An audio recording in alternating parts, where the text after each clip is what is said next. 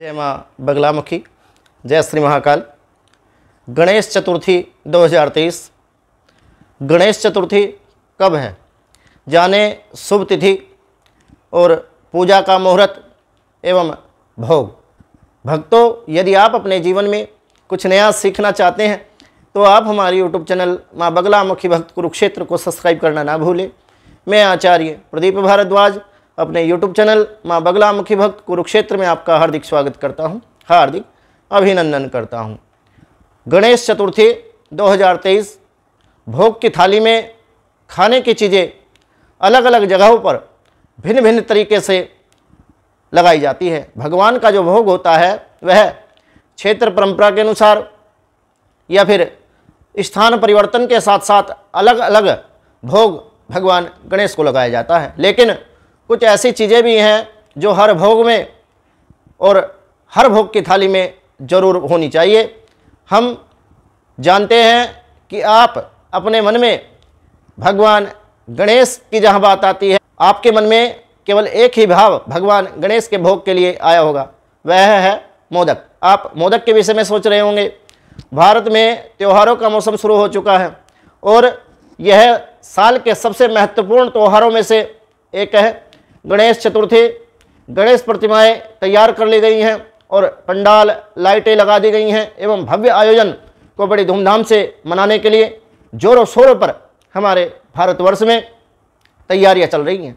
गणेश चतुर्थी देवी पार्वती और भगवान शिव के पुत्र गणेश की जयंती का प्रतीक है और भक्तजन इस दौरान धन, समृद्धि, सुख, शांति, वैभव तथा विघ्नों और परेशानियों से छुटकारा पाने के लिए और जीवन में सफलता पाने की कामना करते हुए अपने घरों में भगवान श्री गणपति का स्वागत करते हैं। ज्योतिष पंचांग के अनुसार गणेश चतुर्थी भाद्रपद माह के शुक्ल पक्ष की जो चतुर्थी तिथि होती है उस दिन गणेश जी का व्रत किया जाता है। इसे गणेश उत्सव भी कहा जाता है। इस उत्सव को बड़े धूमधाम से और बड़े भव्य तरीके से हमारे देश में मनाया जाता है। यह पर्व 10 दिनों तक इस त्यौहार को बड़ी धूमधाम से मनाया जाता है और जिसका समापन अनंत चतुर्दशी पर गणेश विसर्जन के साथ इस त्यौहार का समापन होता है। गणेश चतुर्थी 2023 में कब है, क्या होगा पूजा का शुभ मुहूर्त और कैसे आप भगवान गणपति का पूजन करके अपने जीवन से विघ्नों का आप हरण कर सकते हैं तथा भगवान गणेश की कृपा प्राप्त कर सकते हैं। इस साल गणेश चतुर्थी का उत्सव जो है 19 सितंबर 2023 को शुरू होगा और इसका समापन 28 सितंबर 2023 को अनंत चतुर्दशी के दिन गणेश विसर्जन के साथ ही इस पर्व की समाप्ति होगी। चतुर्थी तिथि कब आरंभ होगी, तो चतुर्थी तिथि का जो आरंभ है वह 18 सितंबर 2023 को दोपहर 12:39 पर चतुर्थी तिथि आरंभ होगी और चतुर्थी तिथि की समाप्ति 19 सितंबर 2023 दोपहर 1:43 पर चतुर्थी तिथि की समाप्ति होगी। पंचांग के अनुसार गणेश चतुर्थी का मुहूर्त हरियाणा और चंडीगढ़ में सुबह 11:03 से लेकर दोपहर 1:30 तक रहेगा और दिल्ली में जो पूजन का जो समय है वह 11:01 से लेकर दोपहर 1:28 तक रहेगा। गणेश चतुर्थी का जो त्यौहार है वह विशेष रूप से कहाँ मनाया जाता है।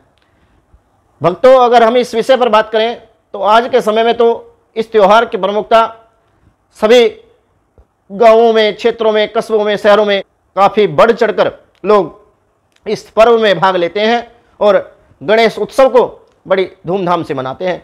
परंतु विशेष रूप से यह जो पर्व है महाराष्ट्र, पुणे, गुजरात और कर्नाटक में इसको मुख्य रूप से मनाया जाता है और भगवान गणपति के इन स्थानों पर, इन स्टेटों में 10 दिनों तक पूजा चलती है और भगवान को 56 भोग लगाकर भगवान को प्रसन्न किया जाता है। भगवान की पूजा करके अपने जीवन में सफलता पाने के लिए भगवान गणपति से कामना करते हैं तथा भगवान गणपति से अपने जीवन के विघ्नों की समाप्ति के लिए भी हम भगवान का पूजन कर अपने जीवन में भगवान गणपति से वर मांगते हैं। भगवान को इन स्टेटों में भोग में केवल मोदक ही नहीं, नमकीन और खट्टा मीठा भोग भी लगाया जाता है। भगवान गणपति को यह अत्यधिक प्रिय है। भक्तों, आप भी अगर अपने जीवन में कष्टों से घिरे हुए हैं और आप चाहते हैं अपने कष्टों से मुक्ति पाना, तो आप भगवान गणपति की प्रतिमा इन 10 दिनों के अंदर आप ला करके अपने घर में स्थापना करें और विधिवत सुबह शाम भगवान गणपति के जल से स्नान कराकर या छींटा लगाकर पंचामृत से स्नान कराएं, फिर पुनः शुद्ध जल से आप स्नान कराएं। उसके पश्चात भगवान को वस्त्र अर्पित करें।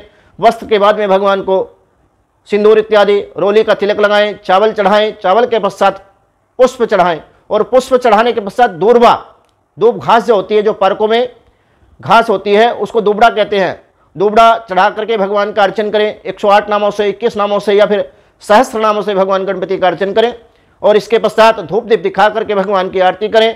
उसके पश्चात भगवान को भोग लगाएं और भोग के पश्चात कुछ दक्षिणा चढ़ा करके अपने पूजा के विधि में कोई त्रुटि हो गई उसके लिए क्षमा करें। कोई मंत्रों में, कोई क्रियाओं में, कोई भक्ति में, कोई भाव में जो भी कोई कमी यदि हो गई है तो भगवान से कामना करें कि गलतियों को क्षमा करें और भगवान गणपति की आरती करने के पश्चात भगवान गणपति को भोग लगाएं और भगवान को सात्विक आहार का ही आप भोग लगाएं। और इन दिनों में, जिन दिनों में आप भगवान गणपति की अपने घर में स्थापना करते हैं तो सात्विक भोजन ही आप ग्रहण करें। ऐसा नहीं है कि आपने अपने घर में गणपति की स्थापना कर ली और आप कहीं भी बाहर घर से जाते हैं मार्केट में, कोई तामसी आहार, लहसुन प्याज से बनी चीज़ें यदि आप ग्रहण करते हैं तो यह श्रेष्ठ नहीं माना जाएगा। अगर आप अपने जीवन में अपने विघ्नों से, अपने कष्टों से छुटकारा पाना चाहते हैं तो विधिवत आप भगवान गणपति की वैदिक विधि के द्वारा पूजा करें और या फिर किसी ब्राह्मण के द्वारा आप चल प्रतिष्ठा करवा करके उनकी पूजा करें और अंत में उन्हें विसर्जित करें।